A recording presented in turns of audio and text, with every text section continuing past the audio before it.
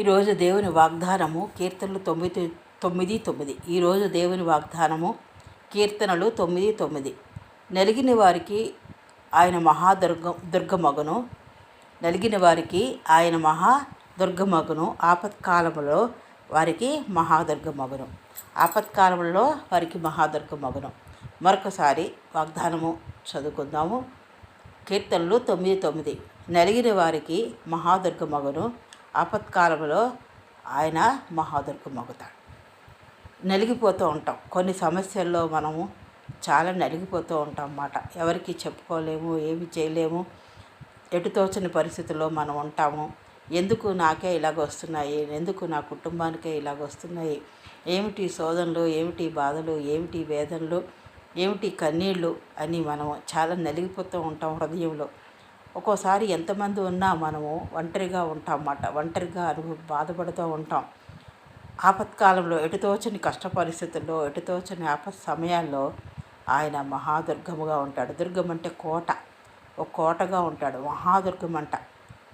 మహాకోటగా ఆయన ఉండి మన సమస్యల నుండి, అవి కుటుంబ సమస్యలైన, ఆర్థిక సమస్యలైన, శారీరక సంబంధమైన సమస్యలైన, ఏ విధమైన నలిగిపోతున్న పరిస్థితుల్లో, కన్నీళ్లు కారుస్తూ ఉన్నప్పుడు, ఎటుతోచని పరిస్థితుల్లో ఉన్నప్పుడు, బాధింపు హృదయము ఎంతో నలిగిపోతున్న సమయంలో ఆయన కోటగా ఉంటాడు. అందులో నుంచి తప్పించుకునే మార్గము, ఉపాయము, ఎలాగ దీన్ని ఛేదించుకోవాలి, ఎలా ముందుకు వెళ్ళాలి అని ఆయన మనకి నేర్పిస్తూ ఉంటాడు. అలాంటి ఆపత్ సమయాలలో ఆయన మనకి నమ్ముకొనదగిన సహాయకుడు, మహాదుర్గముగా ఉంటాడు. ఎత్తైన కొండగా ఉంటాడు. ఆయనే మన కొండ, మన కోట, మన సమస్తము ఆయన దేవుడు. కాబట్టి మనం భయపడకూడదు.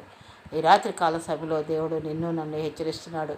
ఏ విషయంలో నేను భయపడుతున్నామా, నలిగిపోతూ ఉన్నామా, బాధపడుతూ ఉన్నామా, ఈ సమస్య నుండి ఎలా గట్టెక్కాలి, ఈ శోధన నుండి ఎలా గట్టెక్కాలి, ఈ పరిస్థితి నుండి ఎలా గట్టెక్కాలి, ఈ ఆపత్ సమయాల్లో, ఈ ఆపత్ కష్టాలలో, ఆపత్ కాల సమయాల్లో మనం ఎలా వీటిని దాటిపోవాలి అని విచారిస్తున్నామా? వీటన్నిటి నుంచి నన్ను నడిపించి దేవుడు ఆయన ఉన్నాడు.